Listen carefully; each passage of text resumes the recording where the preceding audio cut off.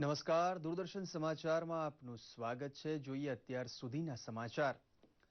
પ્રધાનમંત્રી નરેન્દ્ર મોદી આજે નવી દિલ્હીના વિજ્ઞાન ભવન ખાતે ઇન્ડિયા સેનિટેશન કોન્ફરન્સ એટલે કે ઇન્ડોસેનને ખુલ્લી મૂકી હતી. આ પ્રસંગે સ્વચ્છતા મુદ્દે નોંધપાત્ર અને પ્રશંસનીય કામગીરી કરનારી 11 જેટલી સંસ્થાઓ અને વ્યક્તિઓને સન્માનિત કરાયા હતા. પ્રધાનમંત્રીએ સંમેલનને સંબોધતા કહ્યું હતું કે ગંદકી અને અસ્વચ્છતા પ્રત્યે પ્રજા તિરસ્કાર અને નફરતની ભાવના પેદા કરે તો સ્વચ્છતા આપોઆપ જોવા મળશે. તેમણે સૌને સ્વચ્છતાના ગુણને સ્વભાવ બનાવવાની અને સરકારી સંપત્તિને પોતાની ગણી તેની જાળવણી કરવાની અપીલ પણ કરી હતી. તેમણે જણાવ્યું હતું કે સ્વચ્છતા માત્ર પ્રધાનમંત્રીનું મિશન નથી અને માત્ર બજેટ ફાળવવાથી દેશને સ્વચ્છતા કરવામાં સફળતા નહીં મળે. આ ઝુંબેશને સફળ બનાવવા લોકજાગૃતિ લાવવા પર પ્રધાનમંત્રીએ ભાર મૂક્યો હતો. સમારોહમાં સંમેલનમાં શહેરી વિકાસ મંત્રી શ્રી વેંકૈયા નાયડુ અને કેન્દ્રીય મંત્રી શ્રી નરેન્દ્રસિંહ તોમર સહિતના મહાનુભાવો ખાસ ઉપસ્થિત રહ્યા હતા.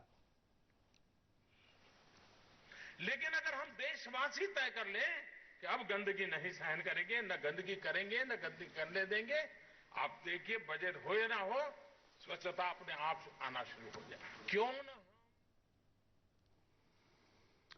ગુજરાતની સુપ્રસિદ્ધ રાણકી વાવને આજે પ્રધાનમંત્રી નરેન્દ્ર મોદીના હસ્તે સ્વચ્છ સાંસ્કૃતિક ધરોહરનો એવોર્ડ એનાયત કરાયો હતો. પાટણ જિલ્લામાં આવેલી આ વાવને 2 વર્ષ પહેલા જ વિશ્વ સાંસ્કૃતિક સ્થળ તરીકે જાહેર કરાઈ હતી.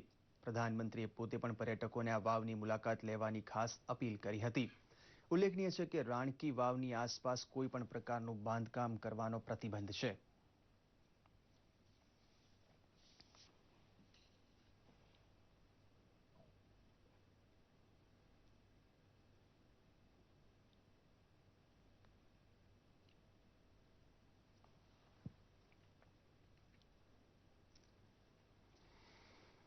સુરતની સુંદરતામાં વધુ એક છોગું ઉમેરાયું છે. આ ડાયમંડ સિટીનું રેલવે સ્ટેશન સૌથી સ્વચ્છ રેલવે સ્ટેશન તરીકે નામના પામ્યું છે.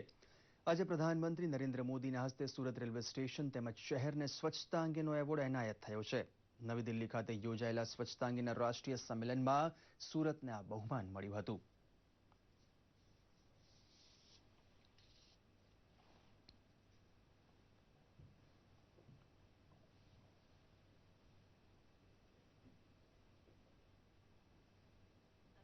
स्वच्छ रेलवे स्टेशन पर गुजरात का सूरत स्टेशन.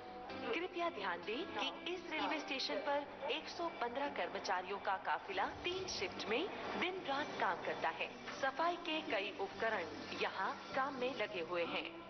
कहीं पर वैक्यूम क्लीनर की गूंज सुनाई दे रही है, कहीं high pressure water jet machine से.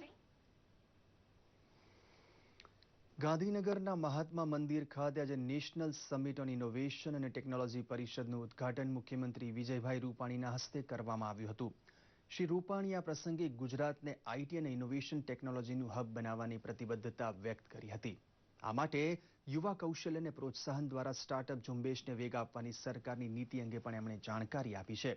2 દિવસીય ચાલનારી આ પરિષદ બાયોટેકનોલોજી અને સ્ટાર્ટઅપ સાથે શરૂ કરાઈ હતી. આવતીકાલે આઈટી અને ઇલેક્ટ્રોનિક્સનો પણ સમાવેશ થશે. આ સમિટમાં સમગ્ર દેશની 400 કંપનીઓના પ્રતિનિધિઓ ભાગ લઈ રહ્યા છે. સમિટનો હેતુ ઉદ્યોગ સાહસિકોને પ્લેટફોર્મ પ્રદાન કરવાનો છે. સમિટમાં સહભાગી થનારને ટોચના અગ્રણીઓ, ઉદ્યોગ સાહસિકો અને વેન્ચર કેપિટાલિસ્ટ સાથે આદાન પ્રદાન કરવાની તેમજ તેમના વિચારો પ્રદર્શિત કરવાની તક મળશે. વૈષ્ણવ સંપ્રદાયના વૈષ્ણવાચાર્ય પૂજ્ય ઇન્દિરા બેટીજીએ ગઈકાલે રાત્રે વૈકુંઠ પ્રયાણ કરતા વૈષ્ણવ સમાજમાં ઘેરા શોકની લાગણી પ્રસરી જવા પામી છે. જીજીના હુલામણા નામે ઓળખાતા પૂજ્ય ઇન્દિરા બેટીજીને 2 મહિના પહેલા હૃદયરોગનો હુમલો થતા હોસ્પિટલમાં ખસેડવામાં આવ્યા હતા, જ્યાં ગઈકાલે તેમનું સ્વાસ્થ્ય કથળતા મોડી રાત્રે 12:44 તેમણે દેહત્યાગ કર્યો હતો. આજ સવારથી જ તેમનો પાર્થિવ દેહ ભક્તોના દર્શનાર્થે વ્રજધામ મંદિરના પ્રાંગણમાં મૂકવામાં આવ્યો છે. ત્યાં મોટી સંખ્યામાં ભક્તો દર્શન કરી રહ્યા છે. આજે સાંજે પૂજ્ય ઇન્દિરા બેટીજીના અંતિમ સંસ્કાર કરવામાં આવશે. પીઓકેમાં ભારતીય સેનાએ કરેલી સર્જિકલ સ્ટ્રાઇક બાદની સ્થિતિની સમીક્ષા માટે ગૃહમંત્રી રાજનાથસિંહે આજે ઉચ્ચસ્તરીય બેઠક યોજી હતી. ગૃહમંત્રીએ દેશની સલામતીની સ્થિતિ અંગે નેશનલ સિક્યુરિટી ગાર્ડના વડા ડીજી સુધીર પ્રતાપસિંહ અને સીઆઈએસએફના વડા ડીજી ઓપીસિંહ સાથે ચર્ચા વિચારણા કરી હતી.